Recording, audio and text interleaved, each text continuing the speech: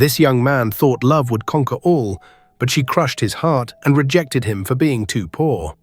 Years later, what he became shocked everyone. But when she came crawling back, his response left the entire village speechless. Will she regret her choice, or will pride destroy her forever? Sit back and find out as we enter this powerful story.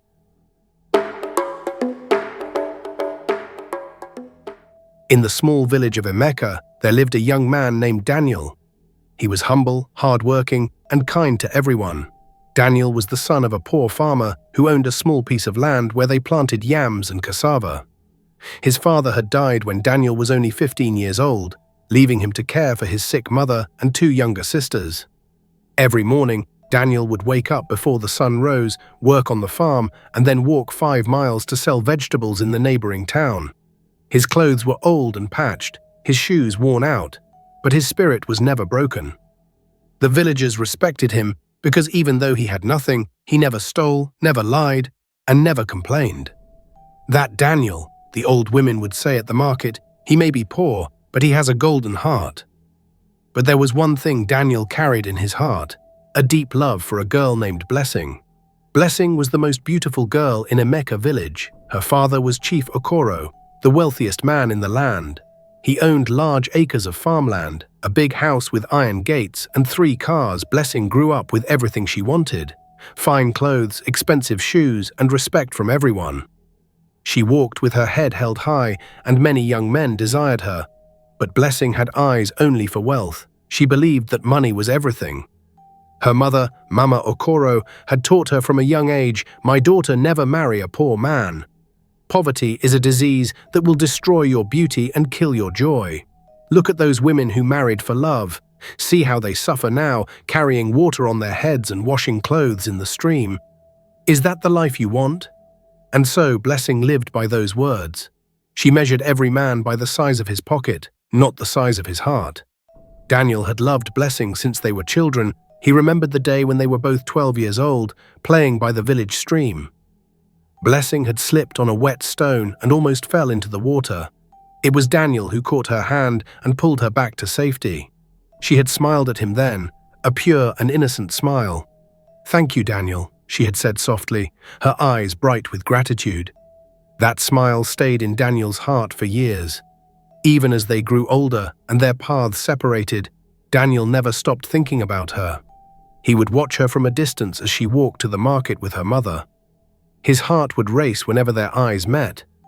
Sometimes she would give him a small nod, other times she would look away as if he did not exist. But Daniel knew the truth. A poor farmer's son had no chance with the daughter of a chief. His friends often teased him. "Daniel, forget that girl," his friend Emeka would say. "She is not for people like us." Her father will never allow it, but love does not listen to reason. Still, Daniel held on to hope. One bright afternoon, after selling all his vegetables and making a little extra money, Daniel decided he could no longer keep his feelings hidden. He washed his best shirt, the one his mother had sewn for him years ago, combed his hair neatly with palm oil to make it shine, and walked to Chief Okoro's compound. His heart pounded so loudly he was sure everyone could hear it. As he approached the tall iron gate, he noticed how magnificent the compound looked. The walls were freshly painted white, flowers bloomed in neat rows, and 2 security men stood guard. The gateman, a tall man with a stern face, looked at him with suspicion. "What do you want here?" the man asked rudely, his voice sharp. Daniel swallowed hard and replied, "Please, sir, I have come to see Blessing. I want to speak with her." The gateman looked him up and down, his eyes filled with contempt. He laughed mockingly, his voice echoing across the compound. "You? A poor farm boy wants to see the chief's daughter. Look at your clothes. Look at your shoes with holes. You think you can just walk in here? Go away before I chase you with a stick." But Daniel stood his ground, his fists clenched at his sides. "Please, just tell her Daniel is here. She knows me. We grew up together in this village." The gateman shook his head, spat on the ground near Daniel's feet, and said, "I know who you are. Everyone knows the poor farmer's son. But that does not mean you belong here. This is Chief Okoro's house, not a place for beggars." Daniel felt his face burn with shame, but he refused to leave. Please, sir, just tell her.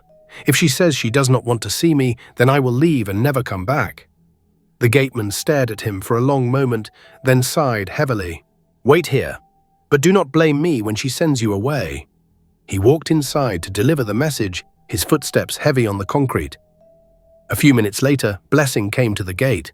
She wore a beautiful yellow dress that shimmered in the afternoon sun, and gold earrings shone in her ears. Her skin glowed like honey, and her hair was braided perfectly.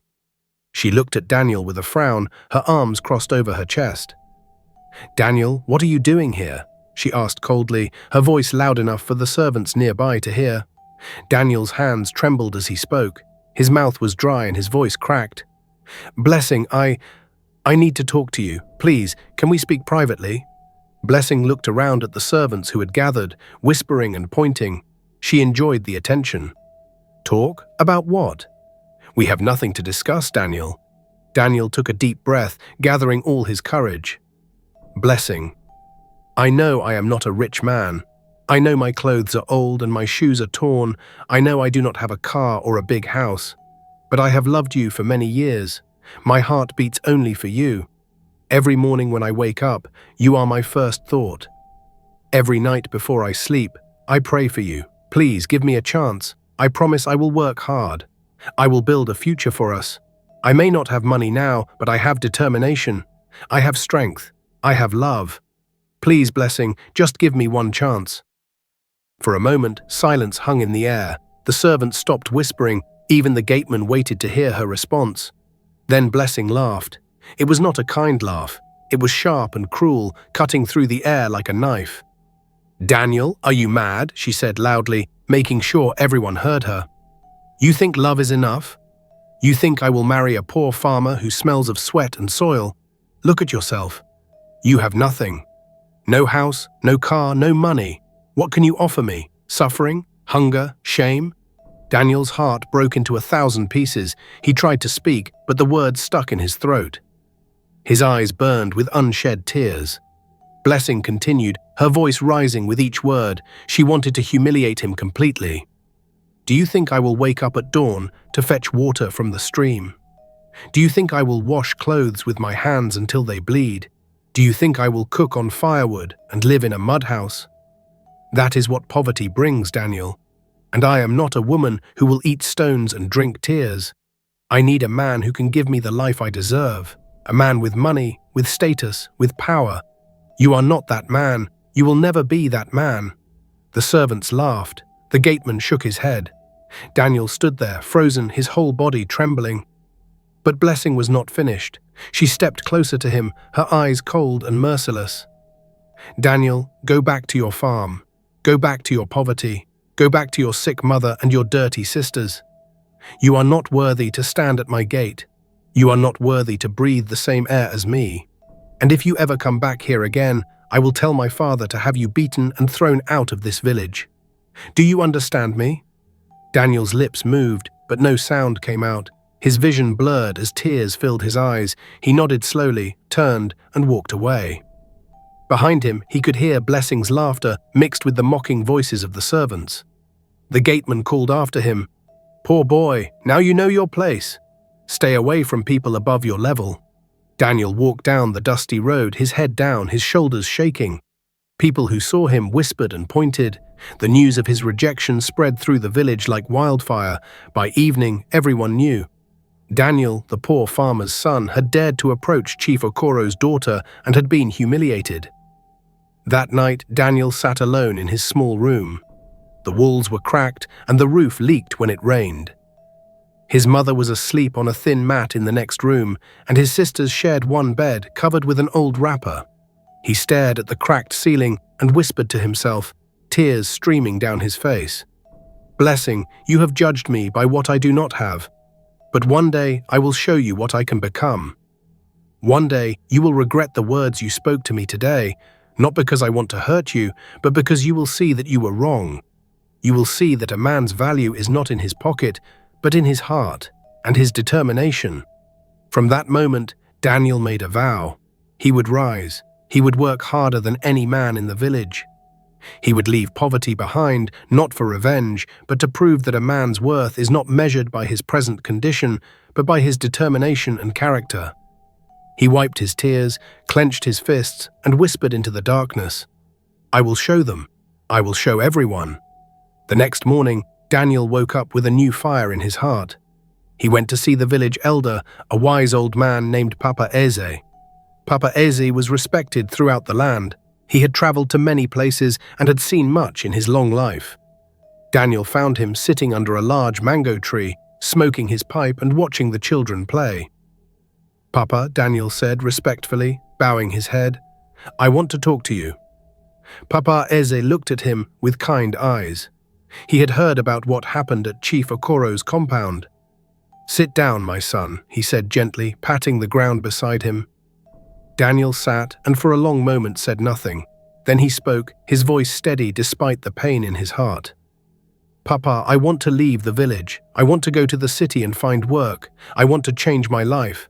I cannot stay here anymore. Every face I see reminds me of my shame. Every whisper I hear is about my rejection.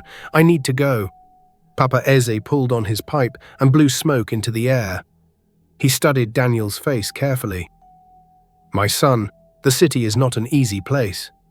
Many young men go there with dreams and return with empty hands and broken spirits. The city is cruel. It will test you. It will break you. It will tempt you to become someone you are not." But he paused and looked directly into Daniel's eyes. "I see something different in your eyes. I see fire. I see determination. I see a man who has been wounded but not destroyed. If you are truly determined, then go. But never forget where you come from. Never forget your mother and sisters who depend on you.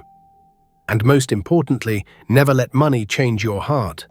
Money can build houses, but it can also build walls around your soul. Do you understand me?" Daniel nodded, his eyes wet. "I promise, Papa. I will remember. I will send money back home. I will take care of my family. And I will never become like those who look down on the poor, because I know how it feels to be looked down upon." Papa Eze smiled and placed his wrinkled hand on Daniel's shoulder. "Then go, my son. Go with my blessing. And when you succeed, and I believe you will, remember to come back and help your people. Success is not just for one man, it is for the community." Daniel stood up, bowed deeply and said, "Thank you, Papa. I will make you proud." That night, Daniel told his mother of his decision. Mama Daniel was a frail woman, worn out by years of hard work and illness.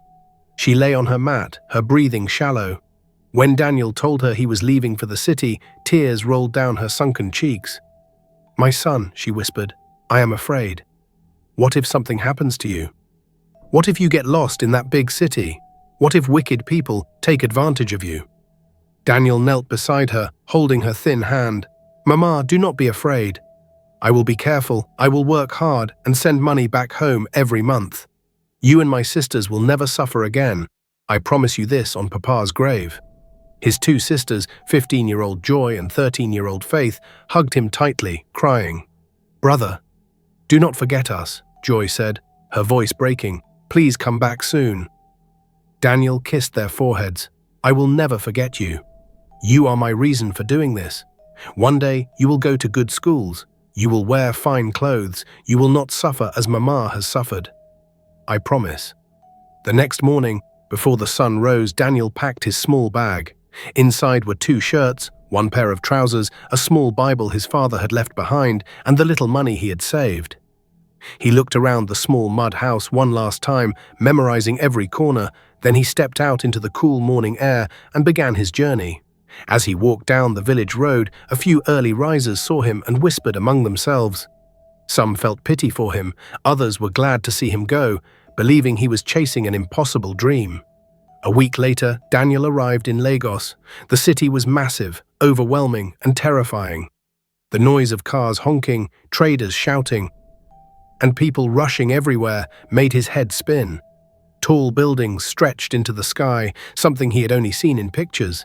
The smell of exhaust fumes, fried food, and garbage filled the air. Daniel stood at the motor park with his small bag, not knowing where to go or what to do. He had only 3,000 naira left in his pocket. "Excuse me, sir," he said to an older man selling newspapers. "Please, do you know where I can find work? I am new to Lagos." The man looked at him and smiled sadly. "Young man, everyone in Lagos is looking for work, but if you are strong and willing to do hard labor, go to the construction sites. They are always looking for workers." Daniel thanked him and asked for directions. He walked for over an hour under the hot sun until he found a large construction site. Men were carrying bags of cement, mixing concrete, and laying bricks. A fat man in a dirty shirt sat under a canopy, shouting orders. Daniel approached him nervously. "Good afternoon, sir. My name is Daniel. I am looking for work. Any work. I am strong and willing to learn." The man, who was the site supervisor, looked him up and down. "Where are you from?" he asked, chewing on a toothpick. "Emeka village, sir," Daniel replied. The man laughed. "Village boy, I see. Can you carry heavy loads?" Daniel nodded quickly. "Yes, sir. I worked on my father's farm all my life. I can carry anything." The supervisor thought for a moment. "Okay, I will give you a chance. You will carry cement bags from the truck to the building. The pay is small, only 1,500 naira per day. And you work from 6 in the morning to 6 in the evening. If you are late, you will not be paid. If you are lazy, I will sack you. Do you agree?" Daniel's heart leapt. 1,500 naira a day was more than he made in a week selling vegetables. "Yes, sir, I agree. Thank you, sir." And so Daniel began his life as a construction laborer. The job was hard, harder than anything he had ever done. The bags of cement weighed 50 kilograms each. By the end of the first day, his shoulders screamed in pain, his back ached, and his hands were covered in blisters. But Daniel did not complain. He worked with all his strength. While other workers took long breaks and gossiped, Daniel kept working. While they spent their money on beer and cigarettes at the end of the day, Daniel saved every kobo. He found a small room in a crowded area called Ajagunle. The room was tiny, with no windows and a leaking roof. He shared it with 5 other men who snored loudly and smelled of sweat. But it cost only 5,000 naira per month, so Daniel was grateful. He sent money home to his mother every month, just as he had promised. But nights in Lagos were lonely. Daniel would lie on his thin mat, surrounded by strangers, and think of home. He thought of his mother's smile, he thought of his sister's laughter, and sometimes, despite himself, he thought of Blessing. He remembered her face, her voice, her cruel words. "You are not that man. You will never be that man." Those words played in his mind like a broken record. Instead of making him bitter, they pushed him harder. One night, as he lay awake listening to the sounds of the city, he whispered to himself, "Blessing, you were wrong. I will become that man, not to prove anything to you, but to prove it to myself." After 6 months of hard labor, something unexpected happened. One afternoon, a wealthy contractor named Mr. Adeyemi visited the construction site to inspect the progress. He was a successful businessman who owned several companies. As he walked around with the site supervisor, he noticed Daniel working. While other workers were resting under the shade, Daniel was busy mixing concrete, his body drenched in sweat. Mr. Adeyemi stopped and watched him for a few minutes. Then he called the supervisor aside. "Who is that young man?" he asked, pointing at Daniel. The supervisor replied, "That is Daniel, sir. He is a village boy. He has been working here for 6 months. He is very hard-working, never late, never complains." Mr. Adeyemi nodded thoughtfully. "Call him for me." The supervisor shouted, "Daniel, come here. Oga wants to see you." Daniel's heart raced. Had he done something wrong? He wiped his hands on his trousers and hurried over, bowing respectfully. "Good afternoon, sir," he said, his voice shaking slightly. Mr. Adeyemi studied him carefully. "What is your name?" "Daniel, sir." "Where are you from?" "Emeka village, sir." "Do you go to school?" Daniel lowered his head. "No, sir. I finished secondary school, but there was no money for university." Mr. Adeyemi nodded. "I have been watching you. You work harder than everyone here. Why?" Daniel looked up, surprised by the question. "Sir, I have a mother and 2 sisters depending on me. I cannot afford to be lazy. Every bag I carry, every block I lay is for them. And also," he hesitated, then continued, "I want to prove to myself that I can rise above my circumstances." Mr. Adeyemi smiled. Something about this young man's honesty and determination reminded him of himself many years ago. I like you, Daniel. How would you like to work directly for me? I need someone I can trust, someone hardworking and honest. The pay will be better and you will learn about business. Daniel could not believe his ears. Sir, are you serious? Mr. Adeyemi laughed. Yes, I am serious. Report to my office tomorrow morning. He handed Daniel a business card. Daniel held the card like it was made of gold. That night, he could not sleep. He prayed, thanking God for this miracle. The next morning, Daniel reported to Mr. Adeyemi's office. It was a tall building in Victoria Island, with air conditioning, marble floors, and well-dressed workers. Daniel felt out of place in his old clothes, but Mr. Adeyemi welcomed him warmly. Daniel, I am going to start you as my personal assistant. You will follow me everywhere, learn how I do business, meet my clients, and handle important documents. But I need you to be honest, loyal, and hardworking. Can you do that? Daniel nodded vigorously. Yes, sir. I will not disappoint you. And he did not. For the next 2 years, Daniel worked closely with Mr. Adeyemi. He learned about contracts, negotiations, supply chains, and profit margins. He learned how to talk to clients, how to dress professionally, and how to carry himself with confidence. Mr. Adeyemi treated him like a son, teaching him everything. Daniel absorbed knowledge like a sponge. At night, after work, he would go to a small bookshop near his house and borrow books on business, investment, and leadership. He read everything he could find. While other young men his age were chasing women and partying, Daniel was studying and planning. He still lived in the same small room, still ate 1 meal a day to save money, still sent money home every month. But now he was saving more, much more.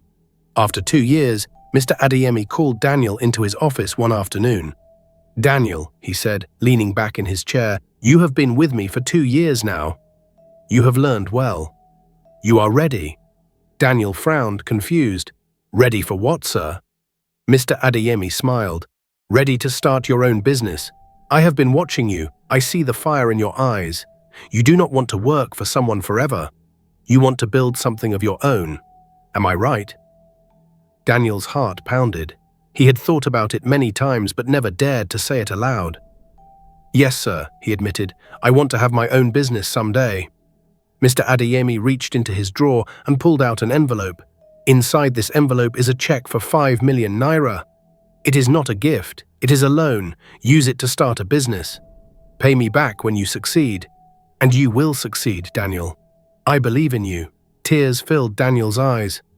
Sir, I do not know what to say. Mr. Adeyemi stood up and placed his hand on Daniel's shoulder. Say nothing. Just make me proud. And remember, success is not about how much money you make. It is about how many lives you touch. That day changed Daniel's life forever. He took the money and started a small construction supply business.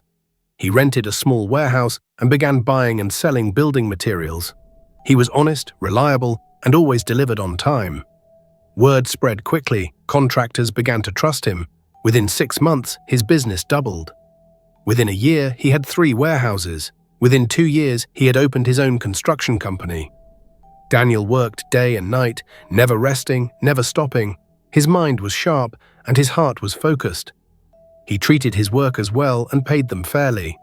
He remembered what it felt like to be poor, to be looked down upon, so he treated everyone with respect. People trusted him and his business grew rapidly. 5 years after leaving a Mecca village, Daniel was no longer a poor farm boy. He had become a successful businessman. He owned a construction company, a fleet of trucks, several warehouses, and multiple properties. He moved into a beautiful house in Lekki, one of the most expensive areas in Lagos. He drove a sleek black Mercedes-Benz and wore tailored suits, but even with all his success, Daniel remained humble. He never forgot where he came from. He never forgot the pain of rejection. He never forgot his mother and sisters. Every month, he sent more money home. He built his mother a new house with modern facilities, running water and electricity. He paid for his sister's education in good schools. Joy was now studying medicine at the university, and Faith was in her final year of secondary school. Mama Daniel no longer suffered. She had servants, good food, and the best medical care. Daniel made sure of that. But Daniel never forgot Blessing. Her words still echoed in his mind. "You are not that man. You will never be that man." Those words had pushed him to heights he never imagined. Sometimes, late at night after a long day of meetings and deals, Daniel would sit on his balcony overlooking the Lagos skyline and think about her. He wondered where she was, what she was doing, if she ever thought about him. But he pushed those thoughts away. He had moved on. He had built a new life. Blessing was part of his past, a painful chapter that he had closed. Or so he thought. Meanwhile, back in Emeka village, life had not been kind to Blessing. After Daniel left, many rich suitors came to ask for her hand in marriage.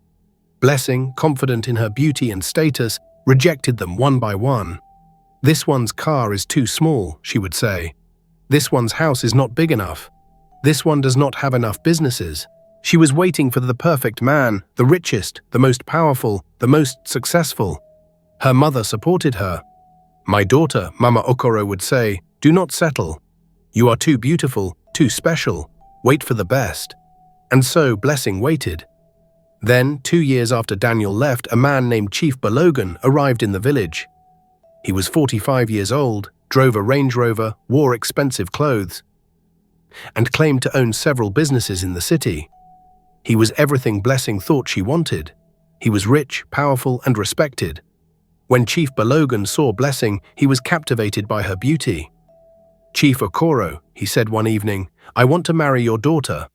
Name your bride price, and I will pay it." Chief Okoro, who was impressed by Chief Balogun's wealth, agreed immediately. He did not investigate the man's background. He did not ask about his character. He only saw the money. Blessing was excited.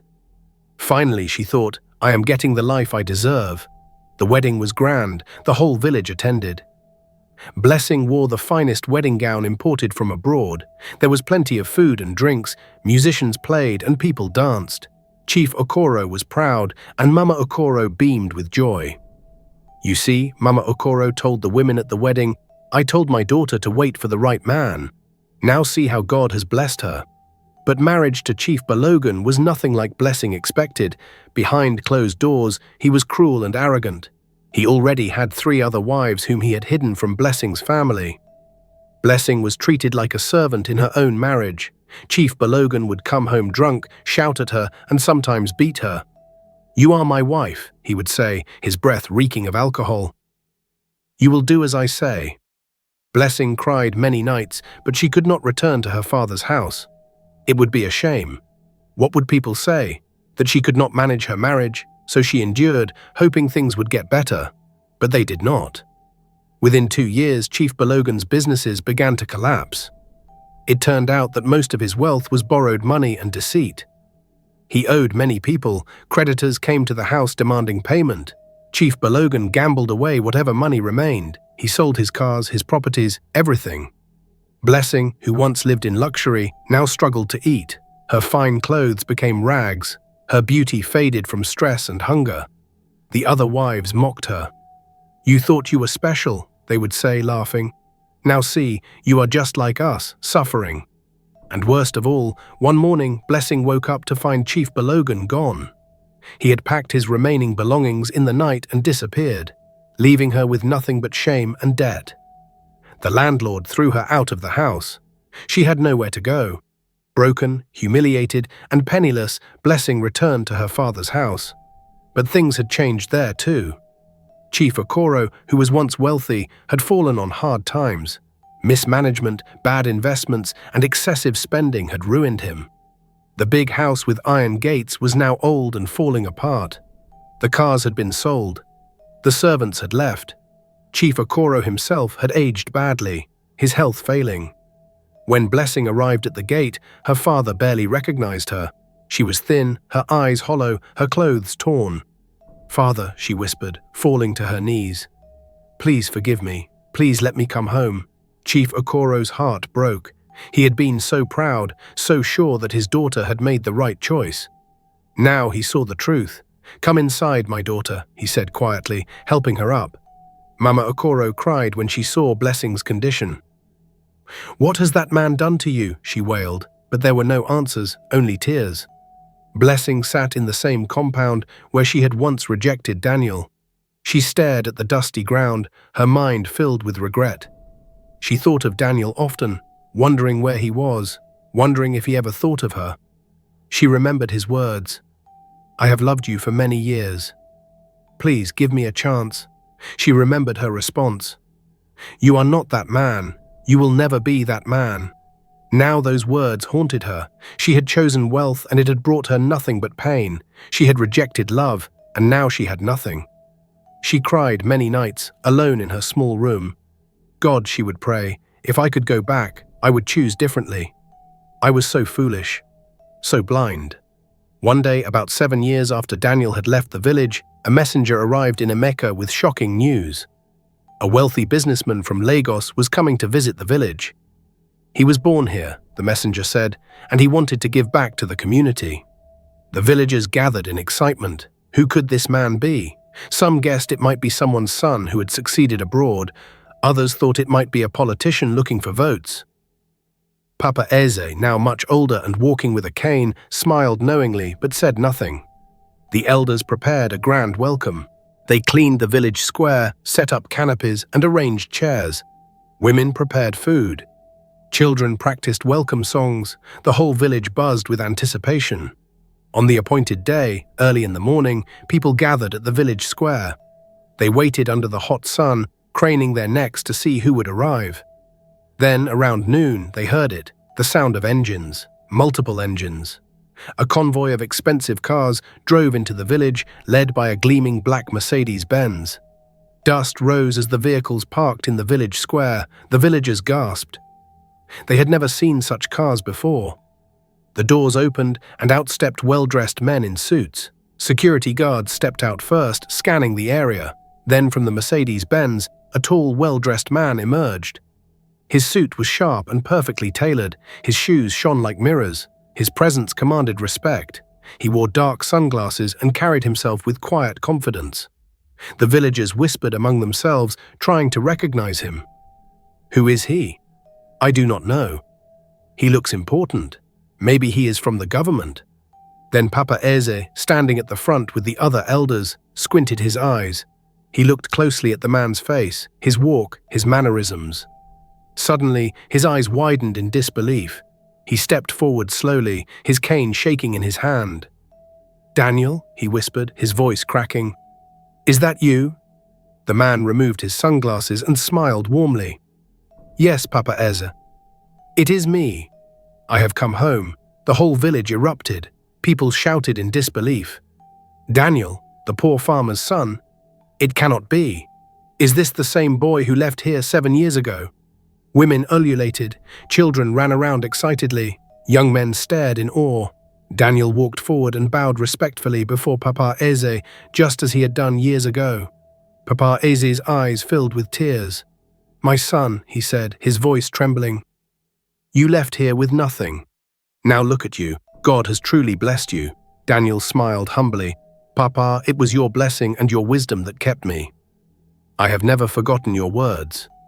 Chief Okoro, standing in the crowd, felt his legs weaken. His mouth opened, but no words came out. He looked around frantically for his daughter. Blessing was standing at the back of the crowd, partially hidden behind other women. When she heard the name Daniel, her heart stopped. She pushed through the crowd to see better, and when her eyes finally fell on him, she froze completely. Her hands began to tremble.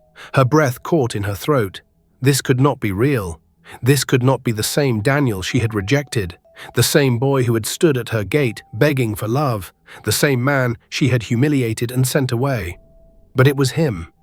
Blessing's vision blurred as tears filled her eyes. She covered her mouth with her hand to stop herself from crying out loud. Daniel addressed the crowd, his voice calm, clear, and confident. "My people, I left this village many years ago with nothing but hope and determination. Many of you remember me as the poor farmer's son, the boy who had nothing. Some of you pitied me, others mocked me, but God has blessed me beyond measure. I did not come here today to boast or to show off. I came here because I have never forgotten where I come from. This village raised me. This soil fed me. These people, even those who laughed at me, taught me valuable lessons." He paused, looking around at the faces staring at him in awe. "Today I am announcing several projects for our village. First, I am building a new secondary school with modern facilities, laboratories, a library and qualified teachers. Our children deserve quality education. Second, I am providing clean water for every household. No woman should have to walk miles to fetch water. Third, I am building a health center so our people do not have to travel far when they are sick. And fourth, I am creating a skills acquisition center and providing jobs so that our young people do not have to leave the village out of desperation as I once did." The villagers erupted in cheers. They clapped, they danced, they praised Daniel. Mothers lifted their children to see the man who had once been one of them. Papa Eze wept openly, his tears falling on his walking stick. Young men looked at Daniel with newfound respect and determination, thinking, "If he can do it, maybe we can too."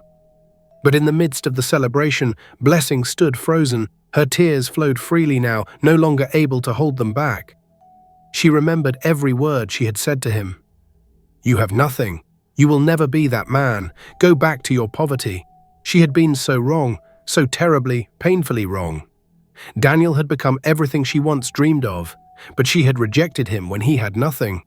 Now he had everything, and she had nothing. As the celebration continued, Daniel's eyes scanned the crowd. Then they stopped. He saw her, Blessing, standing at the edge of the crowd, tears streaming down her face, her clothes old and faded, her beauty dimmed by suffering. For a moment, time stood still, their eyes locked. Daniel's face remained calm, unreadable. He simply looked at her, no anger, no bitterness, just a long, steady gaze. Then he turned away and continued speaking to the elders. Blessing felt her knees weaken. She wanted to run to him, to fall at his feet, to beg for forgiveness. But shame held her back. Later that evening, Daniel visited the new house he had built for his mother. Mama Daniel was now healthy and strong. When she saw him, she wept with joy. my son," she cried, embracing him tightly. "I always knew God had a plan for you." Daniel's sisters, Joy and Faith, now beautiful young women, ran to hug their brother. Joy was studying medicine, and Faith had just gained admission to study law. "Brother, we are so proud of you," Joy said. "You never forgot us even when you became successful." Daniel smiled warmly. "How could I forget you? You are my family." As they sat together eating, there was a soft knock on the door. Daniel stood up. "Let me get it, Mama." He opened it. Standing there, her head bowed, her hands trembling, was Blessing. Her voice was barely a whisper. "Daniel, I know I have no right to be here. But please, I need to speak with you, just for a few minutes." Daniel stepped outside and closed the door behind him. "What do you want, Blessing?" he asked quietly. Blessing fell to her knees right there in the dirt. "Daniel, please forgive me.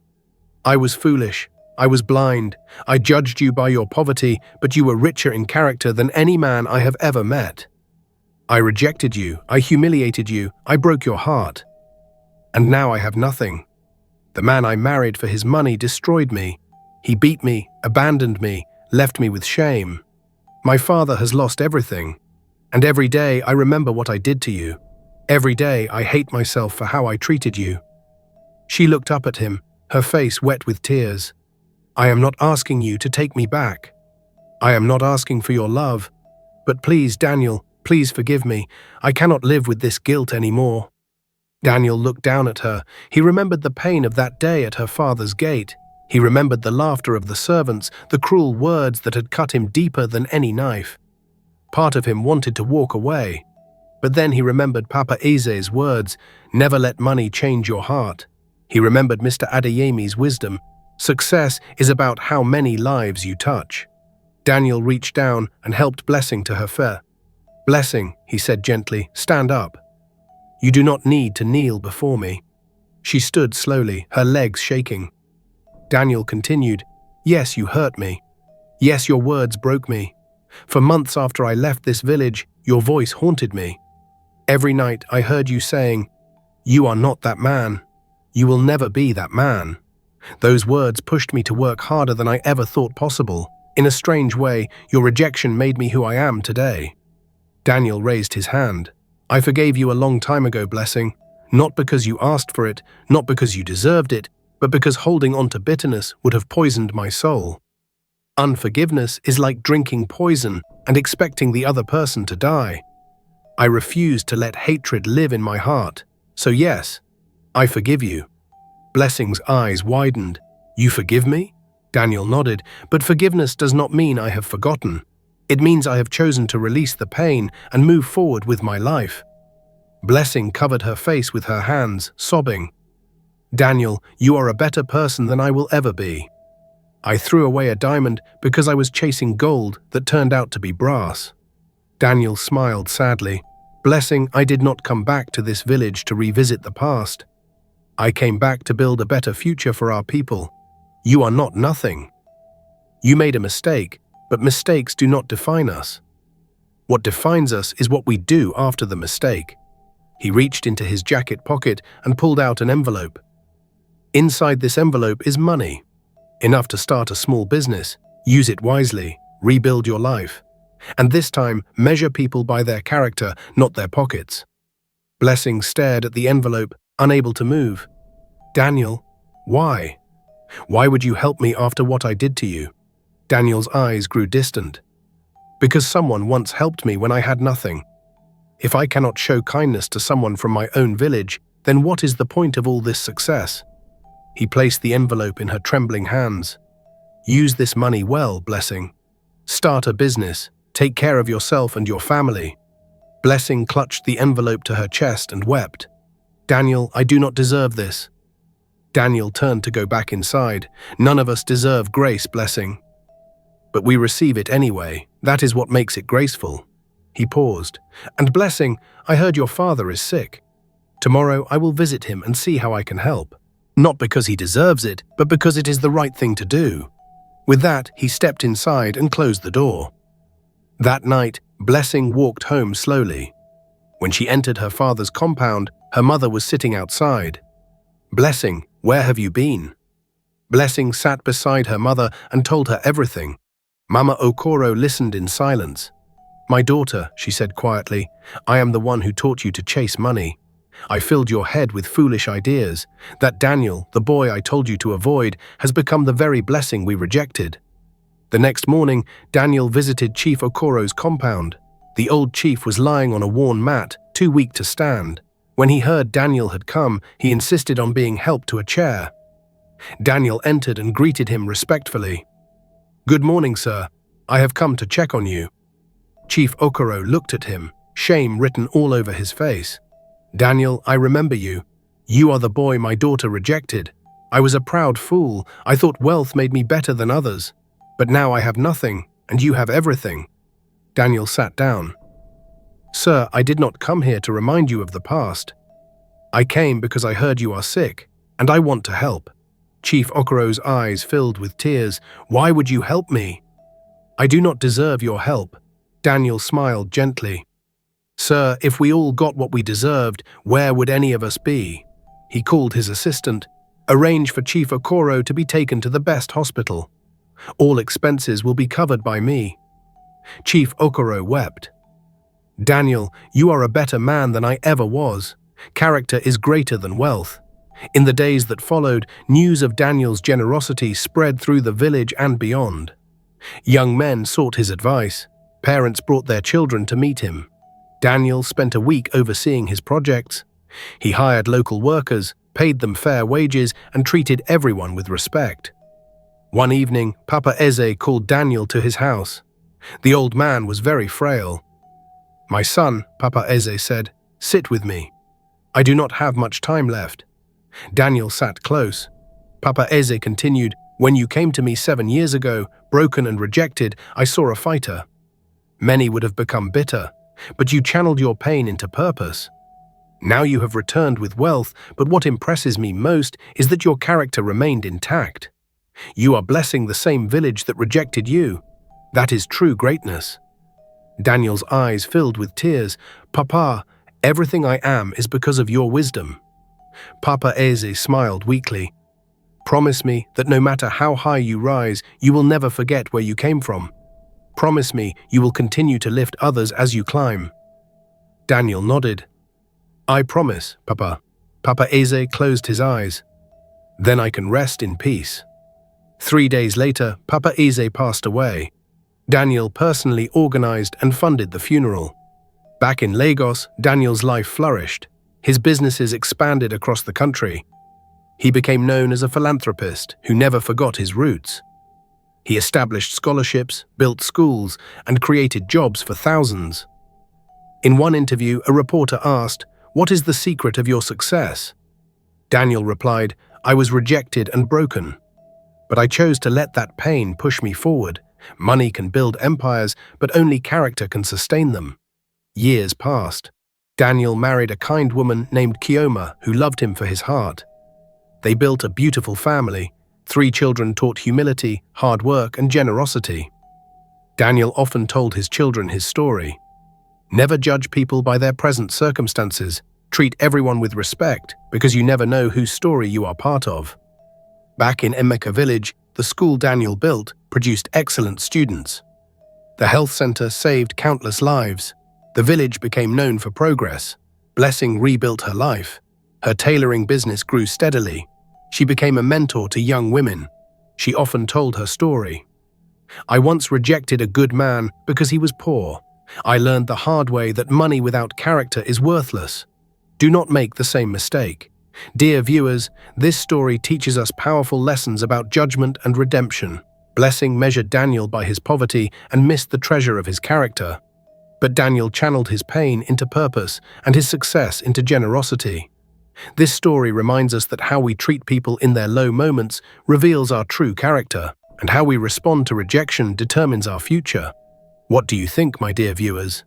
If you were in Daniel's place, would you have helped the person who rejected you? I would love to read your thoughts in the comment section.